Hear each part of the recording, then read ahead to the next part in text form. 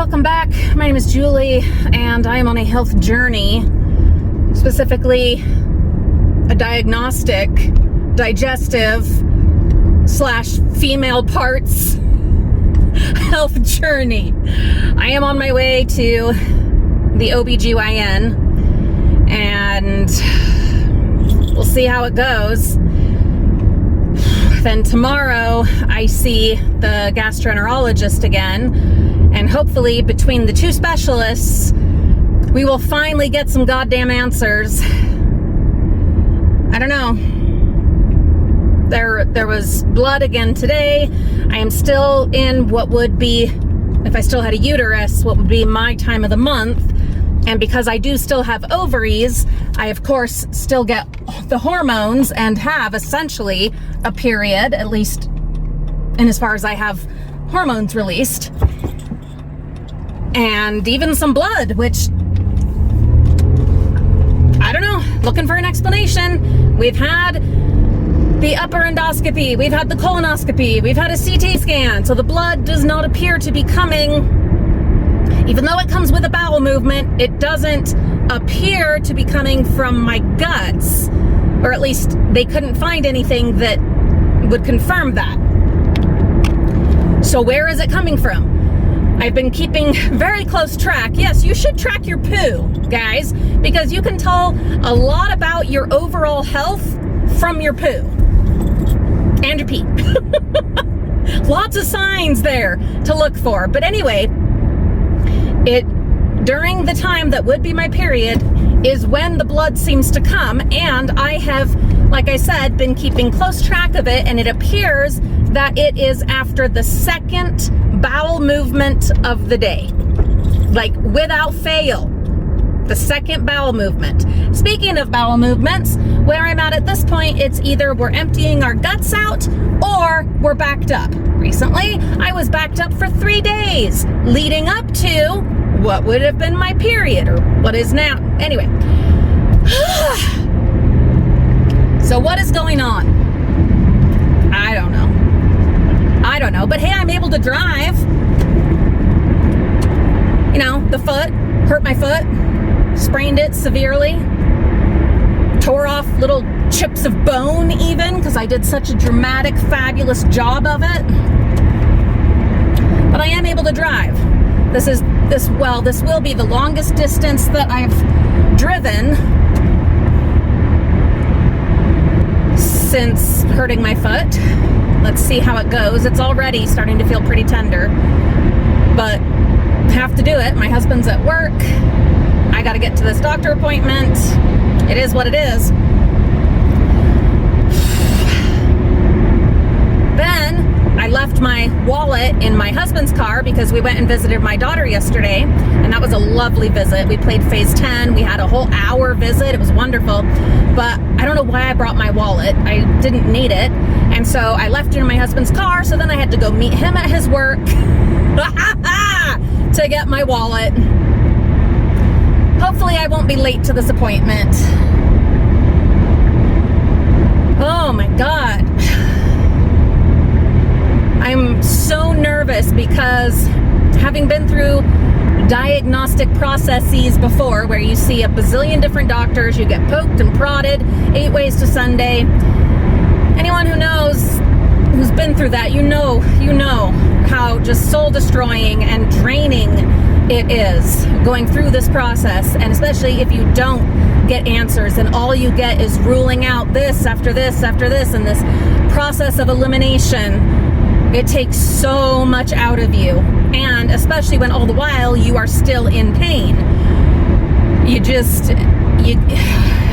get to very dark places sometimes.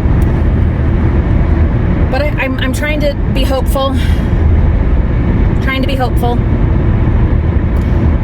Because what else can I be? Yeah. One thing that maybe is lucky is that in going to see this doctor, this specialist, I have several tests already done, things for him to look at. Maybe that will be helpful. and then getting the fresh eyes from a different perspective, from a gynecological perspective, maybe that will be helpful. I don't know. All I know is I'm trying to be hopeful, and well, that is all I know right now. So let's go see if we can get some answers. So I went in, saw the doctor. He is a man of action. He made no promises, no guarantees. We did a vaginal exam to make sure there's no bleeding coming vaginally, and there wasn't. He and his nurse informed me of something that I guess I had been given the wrong information. You do still need vaginal exams even after having a hysterectomy or partial hysterectomy. I've had 2 primary care doctors that didn't do those during my yearly exam because I had had my partial hysterectomy. They didn't think that they needed to, whereas the gynecologist said, yes, you do, you should, just to make sure everything still looks normal, in there. So obviously, you wouldn't be doing a pap smear, there's no chance of cervical cancer, but you still want to look and make sure things, there's nothing wacky going on. So we did do that, and that is not something I've missed having to do. But anyway, I am in pretty rotten pain right now, not because of the exam, but because it is, my time of the month, and that actually lended itself to the visit that I'm actually in the pain right now.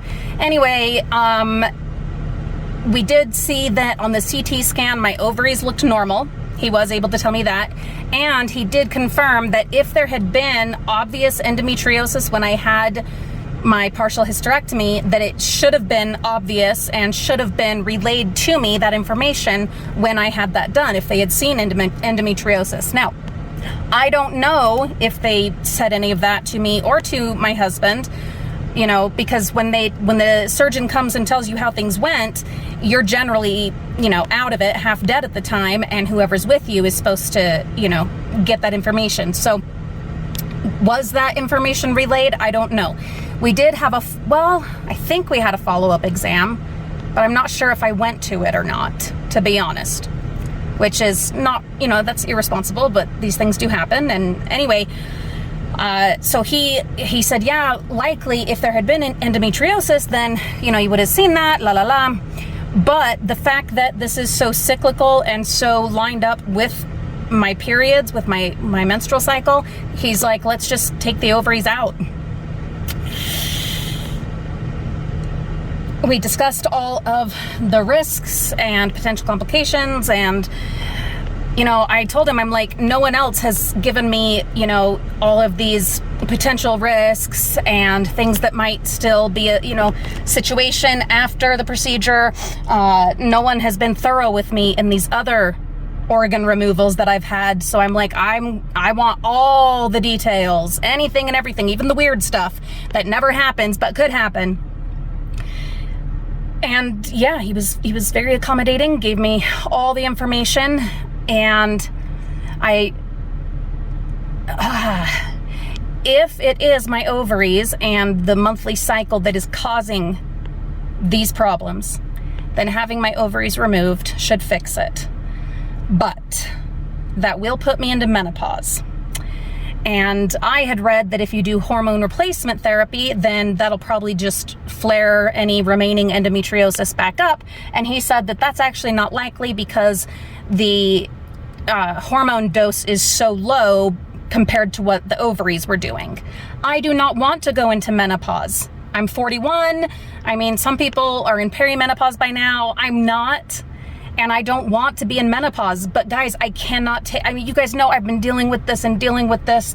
It has affected every aspect of my life. It has taken me to some horribly dark places where I just really honestly wasn't sure I could go on. And that is where I'm at. I can't do it anymore.